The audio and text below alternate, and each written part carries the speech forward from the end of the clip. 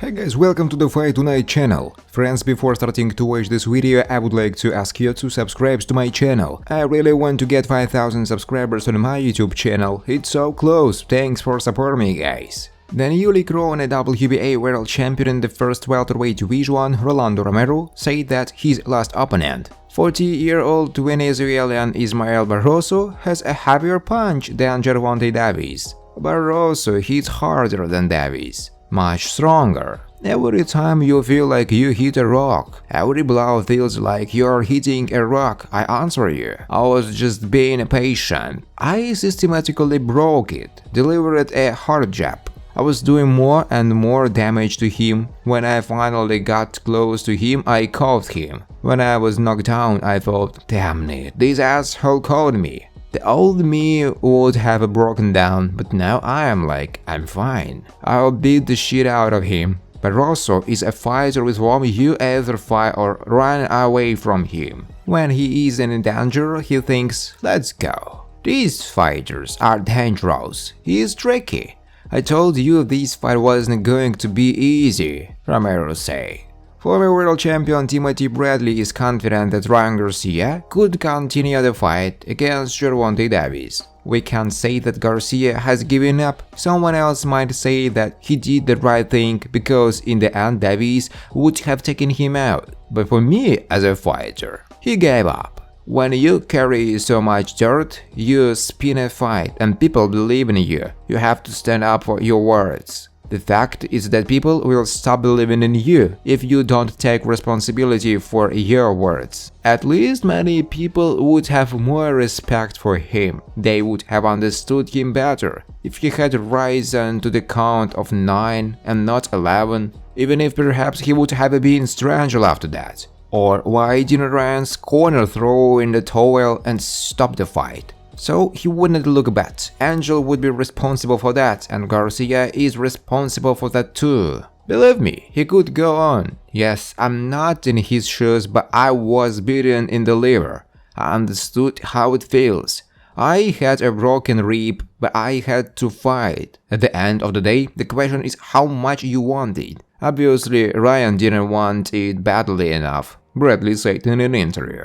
Jeff Mayweather, an American coach, shared his opinion on a possible duel between the former champion of two-weight Shakur Stevenson and the current holder of the WBA regular lightweight title Gervonta Davis. Mayweather believes that Shakur is superior in all respects to Gervonta. Here we talk about boxing skills, but Gervonta needs only one blow to decide the outcome of the fight. Shakur is a great boxer, but one punch is enough for the tank. If Garcia catches his opponent, it doesn't matter how great you are. With a high probability, this fighter will go to bed. This is the only advantage of the tank. Davis is a master of one-punch knockout, but Shakur's IQ is extremely high. People don't give Stevenson credit because of his percentage of early wins. But don't forget that if you enter the ring with Davis, there is a high probability that you won't come back the same way. Usually, his rivals lie on their backs after a fight, Mayweather said.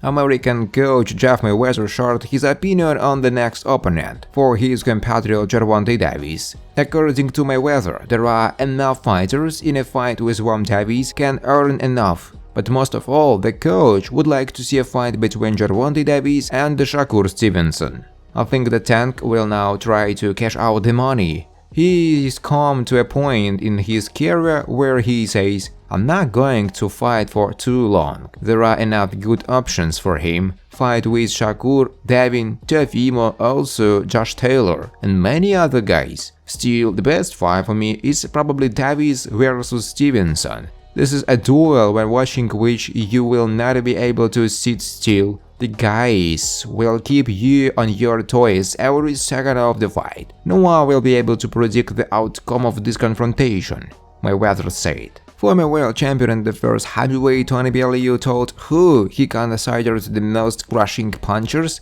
in the list of the best boxers in the world, regardless of weight. According to Bellew, Japanese Naoya Inoue and American Gervonta Davis have the strongest punch among pound-for-pound representatives. Inoue or Davis is the strongest pound-for-pound puncher in boxing. They are both murderers.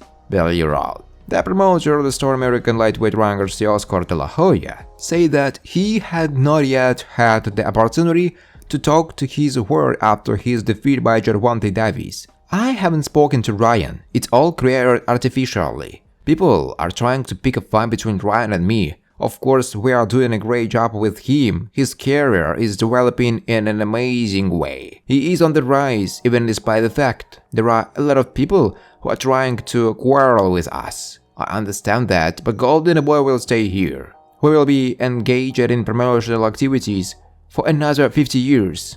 I want to devote the rest of my life to this cause. The fighters will either be with us or not. I feel very strongly that there are a lot of people who have a strong hate or envy, but we must continue to do our job and move our business. De La Hoya said. Oscar De La Hoya has looked back on Ryan Garcia's preparation for a Gervonta Davis fight and highlighted one big concern. The pair locked horns in Las Vegas this month to deliver one of the most financially successful boxing events in recent memory. Unfortunately for Garcia, he was on the losing end, giving in to a 7th-round body shot from Baltimore's tank. His promoter Oscar De La Hoya told that a 9-month layoff prior to the bout was a problem. I had no clue whatsoever that he had a rib injury or whatever.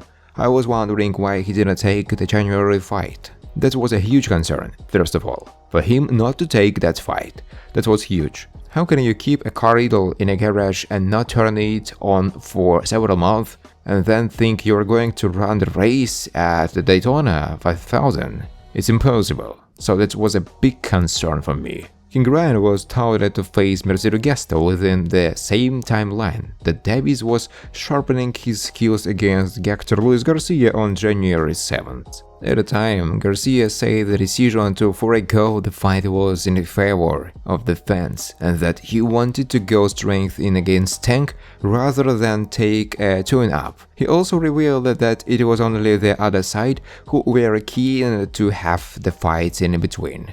De La Hoya's comments point to that idea that he may have been nursing an injury to his ribs, something he mentioned to his trainer Joe Gooden after the Davis loss as far back as the start of the year. Wherever the case was, the records have been amended and Garcia wants to return to the ring undefeated. He is said to be moving up a more comfortable 130 pounds, but will have to find a new trainer first. Devin Haney, I held the keys to the lightweight division. Once overlooked, the lightweight division has morphed into one of the most exciting weight classes around. In the previous and coming weeks, the talent-rich division placed its top guns on display. To kick things off, Shakur Stevenson successfully abandoned his super featherweight throne and headed for greener pastures. Thanks for watching, guys. If you like this video, please subscribe to my YouTube channel.